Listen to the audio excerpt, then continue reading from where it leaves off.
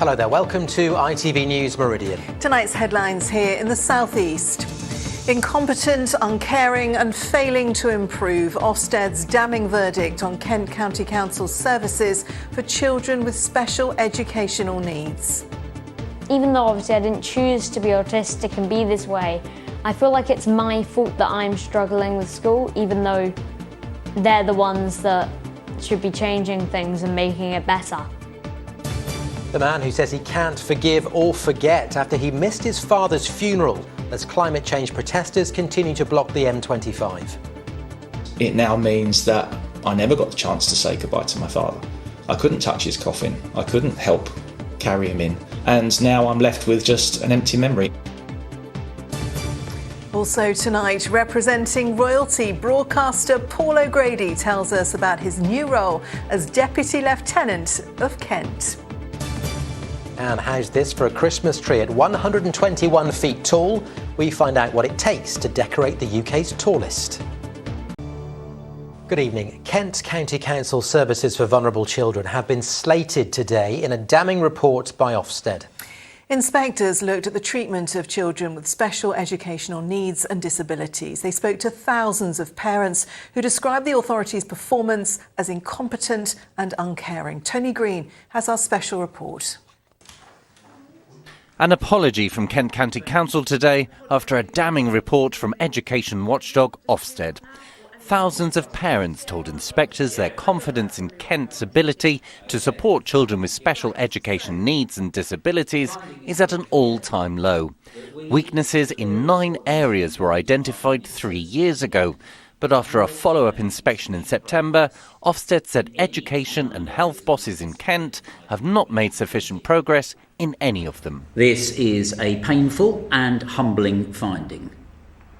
We accept it with no quibbles and no qualifications.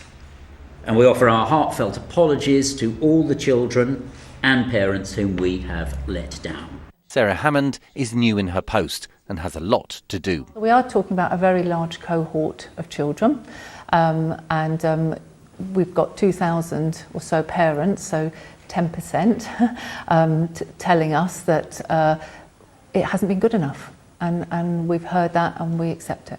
What I think we have to do is 2 things. One is, on the one side, to do all that we can to ensure that services are available where they are needed. But the second is also to work more closely with parents in such a way that they do not have this sense of shouting into a void. Lauren Amy is one of the parents who spoke to Ofsted. She's battling to give her children the right education. I mean, it's everything, isn't it? It's their entire future. So of course you persevere and you push through whatever hurdles that they put in your way. But actually that's got a really detrimental impact, not just to me doing those things, but to my children as well. Lauren's son George has school-induced anxiety. Sometimes I kind of think that it's my fault in a way. Even though obviously I didn't choose to be autistic and be this way, I feel like it's my fault that I'm struggling with school, even though they're the ones that should be changing things and making it better. I don't think things are going to change. I really hope Sarah Hammond, the new corporate director, will change things in the culture, but it feeds down. So that feeds down to area district managers, provision evaluation officers. They don't listen. They think they know best, and actually it's really damaging. As well as helping the children who need the most support, Kent has to convince parents that they care. Tony Green, ITV News. Homes and businesses in parts of Kent which have been without water since the weekend have finally had their supplies restored. Some residents in Brenchley and Matfield near Tunbridge Wells say they were cut off for 3 whole days, with the taps only beginning to run again this morning. South East Water has apologised for issues caused by a power failure at its treatment works. Trains between Strood and Maidstone have been cancelled for a second day after a landslip caused by heavy rainfall. Network Rail engineers have been on site at Cuxton since yesterday morning, but say the work to clear the mud from the line will take until the end of today. South Eastern tickets can be used on local buses. A family from Kent is appealing for help finding their puppy, which went missing during a fireworks display at the weekend. Harry, the South African Mastiff, is only 13 months old. His owners think he escaped from their garden in Ashford through a hole in the fence after getting spooked. Now, a man who missed his father's funeral because of protests on the M25 say he will never forgive or forget after climate change protesters were involved. Tony Banbury came off the motorway in a desperate bid to find another route to the service, but got caught up in more traffic and was forced to abandon the journey completely. With the story, here's Kit Bradshaw. Of all the scenarios that I played out in my head on the day of my father's funeral, the one thing I never thought would ever happen would be, you're not going to get there.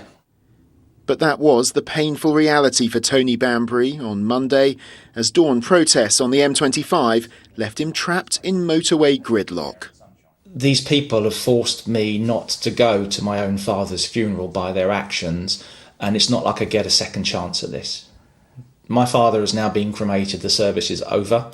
I just can't tell you how upset I am with them. I'll never forget what they've done, and I'll never forgive what they've done. Tony never made it to the crematorium in Pitsea in Essex, forced to turn back to Buckinghamshire. I never got the chance to say goodbye to my father.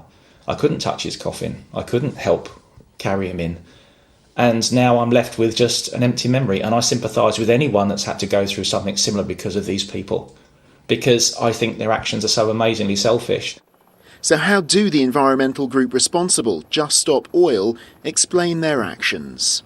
I read Tony's story, and it's just awful. It's terrible that this happens. I wish it didn't happen, but we don't have a choice at the moment. We feel like this action has to be taken to bring the government to account on what they're not doing. We're facing a climate hell. We have to continue to take these actions to try and bring about change. 3 days of coordinated protest at rush hour, designed for maximum disruption and creating fresh headaches for the 6 police forces responsible for London's orbital motorway. Unfortunately, one of my officers today was injured whilst trying to deal with that protest. They were there to protect the public. They were there because these people were up on gantries putting their lives and the public lives at risk. This criminal behaviour, this irresponsible behaviour has got to stop. Someone's going to get killed. It's currently 6:45 in the morning and I've just climbed on a gantry on the M25. The eastbound lane that I'm above is thinning out. I've been here for half an hour now. To cause disruption and demand an end to our government's fossil fuel licensing. This is a death sentence for you and all of your generation. Such bold rhetoric unlikely to strike a chord with those who've missed the unmissable. To them and anyone watching this that are thinking of getting on these gantries, your actions have more consequences than you can possibly imagine. And when you climb that gantry thinking you're doing good, think about me and all the other people that have missed funerals. An appeal to the activists who insist they'll continue blocking roads until their demands are met. Kit Bradshaw, ITV News. Now you're watching ITV News in the Meridian region. Still to come on the programme this evening. Gillingham defy the odds, having to walk part of the way to their match before seeing off Premier League opposition. And with the festive season just around the corner, a guide to the top toys this Christmas, including all the gifts at all budgets. It's brave, but we're going early with the Christmas We're going stories. very early. It's only October. It's not, it's November, but the time is going on. I'm a month behind. Plenty more on our website. All the details on the screen. itv.com/Meridian is the address. You can call us 0808 1010 095, and as ever, you can follow us on social media.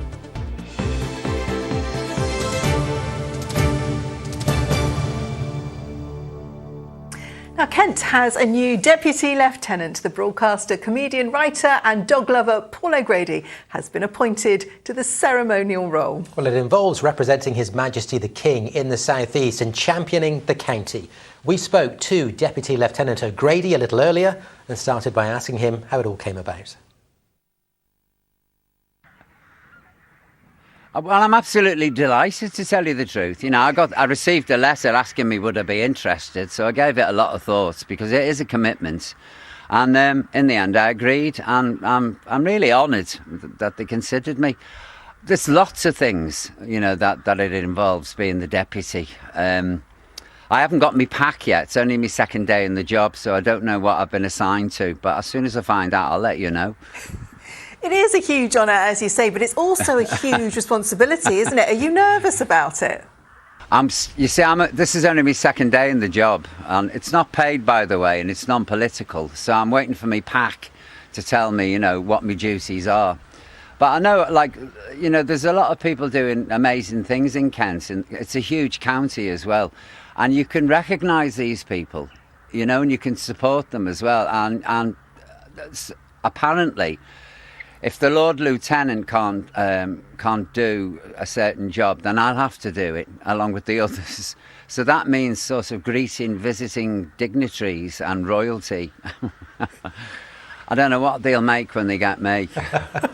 I mean, you are essentially the King's representative in Kent. I can hear people in Kent going, "Oh my God, no, not really." But I've been to a couple of those kind of occasions, and they can be a little bit nervy occasions, can't they? So I guess having you there is that instant sort of relax people, put them at their ease. You're perfect for the job, surely. The thing with me is, if I get nervous, I start pat it away, so I can fill a void. If there's any embarrassing silences, you can always count on me to start talking. But I'm really looking forward to it. There's so many things you can do as the deputy for the community, which is great. Conservation, all sorts of things. So it's not just visiting visiting people and what have you. It's getting stuck in as well. I'm really looking forward to it. You're not a native of Kent, of course, but you have lived there for over 2 decades now. You did a series all about Kent for ITV a couple of years ago. So it is home for you, isn't it? And it's great that you're able to shout about the county loudly and proudly. Well, the thing is, I've been here so long. This is the longest I've ever lived in any one place in my entire life. And I'll probably be carried out in a box because I'm not going to move now because I couldn't face it. And besides, I love it. I love living here. I love my village. I love the marshes. I just really enjoy living in Kent. And so I won't be going anywhere. So yes, I am. I wouldn't say I was a man of Kent just yet. But as you can hear, I've still got my Birkenhead accent, although I left when I was about 18. I've still kept it. But I really do care for Kent. I really love it. And I get quite upset when all they talk about is motorways and lorry parks and all this. I think there's so much more to this wonderful county than that. Well, Paul, we have to leave it there. We know you're going to be fantastic at the role. We wish you huge congratulations again. I feel like we should have stood up for this interview because we feel like we should be a little bit more respectful. We'll bow next time for sure. I've just got the tailor in putting the ermine on my cloak for me, and the horse is about to turn up, so I can go riding around the marshes. They won't know what it is. Knee-length boots and one of those tricorn hats. We look forward to that. Thanks for joining us, Paul. Thank you very much. Oh, he is perfect, isn't he, for that role? Yeah. Absolutely perfect. Great fun to talk to him a little bit earlier on this afternoon. Now, the ITV Evening News continues, of course, with the national and international news after us. With the details tonight, here's Mary Nightingale. Coming up for the programme, nurses vote for their first ever UK-wide strike. Walkouts are expected before Christmas as the NHS heads into its heaviest winter. The PM under pressure. Rishi Sunak admits he regrets appointing Sir Gavin Williamson. A near miss for the King. 4 eggs are thrown from a crowd in New York. And Matt Hancock gets down with the creepy crawlies as he arrives in the Australian jungle. Do join me for those stories and more at 6:30. Mary, thank you. But first, the sport with Sarah Gom. Sarah. Thanks, Stacey. Well, we're starting sport with a more serious issue tonight. And increased drug use by football supporters is one of the factors being blamed for a sharp rise in crowd disorder at matches. The latest statistics showed a 60% increase in cases of trouble at games, with a similar rise in arrests. The officer in charge of policing fans across the UK says alcohol is still the main cause of crowd trouble, but the increasingly widespread use of cocaine is also a big concern. Supporters can now be banned from attending matches if found guilty of using or possessing Class A drugs like cocaine. Mel Blore reports. It's match night at Brighton and Hove Albion. a peaceful scene, but elsewhere, arrests for disorder at football grounds around the country have rocketed, with the use of alcohol and cocaine among the causes being blamed. Fans here say they're trends they've noticed. You see it all away games and home games too, so I don't know, it's society, isn't it? I mean, the law's got to sort it out. If cocaine is acceptable, then people take it. If it's not, they won't. There is one club that all we do is end up with horses and men's with riot shields and everything else. And that, I think, is very disappointing because it dates back many, many years and it's completely and utterly unnecessary. The latest Home Office figures show that there were crowd disturbances at more than 1,600 matches last season. That's up 60% on 2019, the previous comparable season before spectator numbers were disrupted by the pandemic. It resulted in almost 2,200 arrests. Unrest at the Euros final last year was a high-profile example of crowd disorder. The official report into the violence blamed, amongst other factors, alcohol and drug taking for fans' behaviour. The police say it's a growing concern. We can't overstate cocaine, but it is one of the major contributory factors. I would still point to alcohol as the most common negative influence on behaviour, but the more we look in relation to cocaine use and its impact on football, sadly the more we see. So when we run bespoke operations with drug dogs, when we do the swiping of the cisterns in toilets, for example, there is a really high percentage and prevalence of cocaine use. The possession or use of Class A drugs like cocaine has recently been added to the reasons football fans can be banned from matches. Martha Newson has investigated the use of the drug by football fans. A third of the people she questioned said they'd seen cocaine being taken in football grounds. It's a reflection first of the anecdotal data coming in that cocaine's pretty widespread, that rate of around a third of people seeing cocaine used in stadia. And it fits with that pattern of prevalence in wider UK or European society. Cocaine is everywhere, it's across all social divides. The police say a coordinated approach by law enforcement, clubs and supporter organisations is needed to tackle the problem of disorder, which they stress is still only caused by a small minority of fans. Mel Blore, ITV News. Right, to the action on the pitch now, and despite a disrupted trip to their game at Brentford, Gillingham are into the Carabao Cup fourth round for the first time in 26 years.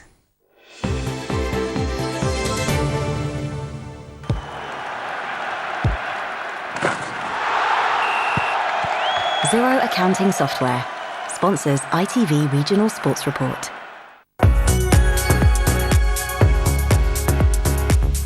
Gillingham's players had to walk the final quarter of a mile stretch to Brentford's ground last night after their coach got stuck in traffic. The tie was delayed by 20 minutes to enable the Gills to recover from their challenging arrival. And as if buoyed by adversity, Neil Harris's side held their Premier League opponents, forcing spot kicks. Alex MacDonald held his nerve with the first sudden death penalty before Mikel Damsgaard struck the crossbar to send Gillingham through to the fourth round of this competition for the first time in 26 years.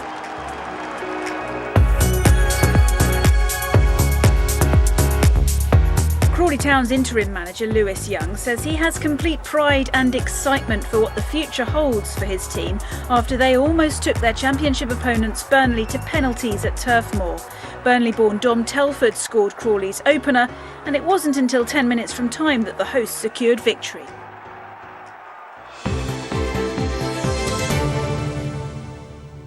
And tonight it's the turn of Brighton in the EFL Cup. The Seagulls are at Arsenal, with boss Roberto De Zerbi calling for two good performances tonight and in the league against Aston Villa on Sunday, ahead of the break for the World Cup. I think I can make some changes in the first 11, but for me the Cup or the friendly game has a Premier League game. It's not the very big difference. Yeah, a couple of good results tonight, and then on Sunday would be a fantastic way to head into that World Cup break, wouldn't it? What a day for Gillingham. Oh, it was, yeah. So they set off early anyway because of all the disruption on the motorways, obviously ongoing at the moment. Got stuck in so much traffic, they decided to get off the coach and walk the last quarter of a mile. It must have been quite a sight, because my understanding is that some of the players were helping others kind of climb over fences and all sorts. Got there and pulled off that result. Maybe they need to start doing that every time. Maybe. Walk the last bit. Not ideal. Now, on a different note, Sarah, have Yes. you started your Christmas shopping? I have, Stacey, yes. Have you? Yeah, I've got a cardboard box up high on the top of my wardrobe. I'm squirreling things Whoa, away. whoa, whoa, you can't be saying that on TV. I'm hoping my little boy's not watching. Oh, okay, fine. I hope he isn't. He did inquire the other day, what's in there, Mummy? Oh, yeah, you see that. Have you started, Matt? As a household, I believe we have. Yes, Personally, it's all down no. to the women, isn't it? I haven't started. I'm actually starting to feel a bit guilty. I need to get on with it. Go on then. Yeah, I need to get a bit energetic. But 45 shopping days left to go. So this next feature may give you some ideas if, like me, you're struggling a bit. Yes, well, the Toy Retailers Association has revealed that 2022's top trending toys, with this year's list focusing on finding gifts for everyone, regardless of their budget. With more, here's Chloe Oliver. We want to give out a present to everybody this Christmas. All around the world, for every man, woman, boy and girl. Are you ready right now? Will children be hoping for one of these under their Christmas tree this year? With 2 months to go, we've been given a sneak peek of the most sought-after toys of 2022. From relatively new child favourites like Paw Patrol here to more veterans of the toy game like Barbie and Lego. Many of these you may recognise from your own childhood, but still, generations on, they're entertaining children. From creating a list of products to help guide gift givers this year, we wanted to really take a good balance between cost of items and the difficulty with disposable incomes, but also still having that real magic that Santa brings on Christmas morning. Christmas during a cost of living crisis may look slightly different for some, but presents that pack less of a punch for your pocket can still bring the same joy to children or just those who are young at heart. We asked shoppers in Tunbridge how they're keeping costs down this Christmas. We have started shopping, and we probably will spend less, I would think, this year, won't we? Yeah, until the last moment, and then the season's greetings take over, and then you splurge. Everybody's concerned about the money problems, and obviously people will be cutting back, and possibly I will be doing that. It's too much money, rise for everything, each and everything comparing with all these past years. Yeah, definitely. So people obviously this year are being a bit more careful with their money. How is that translated in the toy world? So interestingly, what we're seeing is people are cutting out the low price point purchases for toys. So actually under £10 and particularly under £5 purchases have been cut. And as a result, we're seeing more growth coming from that £20 to £50 price point. As these are a little bit more bigger items, have a bit more play value in them. Well, that's what the experts think, but let's get a window into the world of the toys from the professionals. What are you hoping for Christmas? Probably the Squishmallow because it's so fluffy and it's so cuddly. I'm hoping for Sinking Sand because they have electric and stuff, and in the olden days they didn't have electric. What are you most excited about for Christmas this year? Getting presents. Presents. The aim of this year's list is to fit all budgets, proving you don't have to spend a fortune to bring a smile to a child's face. Chloe Oliver, ITV News. Oh, he's happy, isn't he? Yeah, now I've made a real mistake because I've given my children for the journey to school every morning a toy catalogue, from the shop. Oh, that's a fatal error. They have folded down about 187 pages. I've done that before and you really regret the day you found it. It was a mistake. But we are going to stay on that festive theme for the next few minutes. The final touches are being made to the UK's tallest Christmas tree. Yes, tree experts at Wakehurst in Sussex have been scaling the redwood, which stands at 121 feet tall.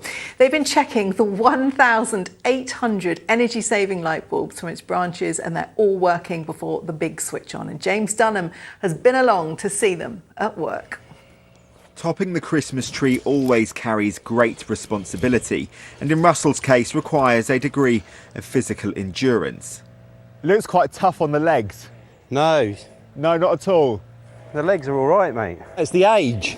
A task taken in good humour. In bus scale, this 37-metre festive feat is the equivalent of climbing on top of 8 stacked double-deckers. In this case, it's not to earn a few extra mince pies or to appreciate Earth from above, but to avoid an evergreen nightmare before Christmas. We had so much bad weather in the last few weeks. We're just checking where all the plugs have been joined up to make sure they're not soaked and they're still going to work. I know when I put up my Christmas tree at home, it can be really stressful. How does this compare?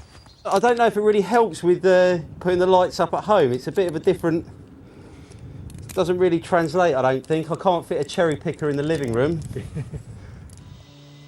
With 12 cables connecting 1,800 energy-efficient lights, a rustling Russell is somewhere in there, checking them twice to ensure they shine bright. The Botanical Gardens beast of a tree will form one of 11 illuminating installations at Wakehurst's Winter Light Trail.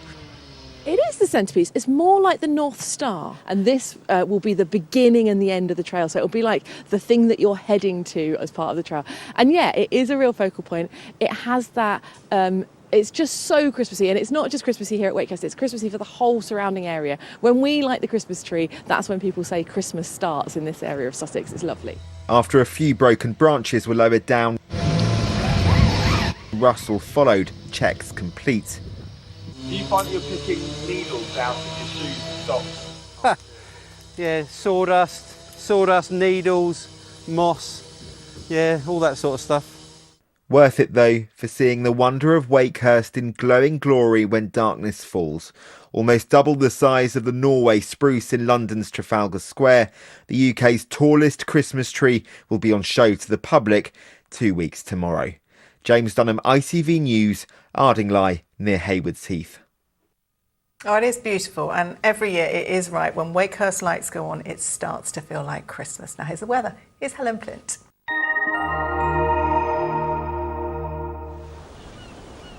Feels like home, whatever the weather. Valent Boilers and Heat Pumps sponsors ITV Meridian Weather. Hello again, a very good evening to you. Well, for the last 4 weeks, somewhere in the region, we've had rain pretty much every day. But for now, finally, things drying out. So the showers fade away. Yes, we still get a fair bit of cloud over the next 24 hours, but some sunny spells to be had into the weekend. Breezy still, but exceptionally mild. That takes over as the main talking point for now, with high pressure nestled to the south and the east, these batches of low pressure to the northwest, but that high squeezes away these frontal systems, and you can see also allows that flow of air from the south, and it's this which will really boost our temperatures over the next few days, not only by day but by night. In the short term, those temperatures dipping a little further through this evening with the clearer skies, but later on as the cloud builds and the breeze picks up from that southerly direction, it does certainly help those. So by dawn, actually, some of us already looking like we'll be heading into the teens and building on that even further. So quite a different flavour through Thursday. Yes, a bit gusty at times, especially in coastal areas, and certainly cloudier than today, where that's thick enough we may just see the odd spot of light rain or drizzle, but mostly dry, and actually still the room for some brightness and 1 or 2 sunny spells, but the cloud thickening up into the afternoon. Again, though, look at those temperatures, 15, 16 degrees, not to be sniffed at all for this point in November. Quick look then at the times of high water. It's going to be high tide in Margate at around 20 to 1 in the morning and 10 to 1 tomorrow lunchtime. Now from here on in, Friday, Saturday, Sunday, all a similar theme with quite cloudy, gloomy mornings, maybe some fog over the weekend as well, but certainly brighter afternoons, some sunshine to come and staying dry and mild. Valent sponsors ITV Meridian Weather. Thankfully, no more rain in the coming days. Sunshine all the way. That's what we like. And in a moment, the evening news with Mary Nightingale. That is pretty much it from us for this evening, though. Stacey is back with a late update just after 11 p.m. tonight. But for now, thank you very much for watching. Bye-bye. Good night.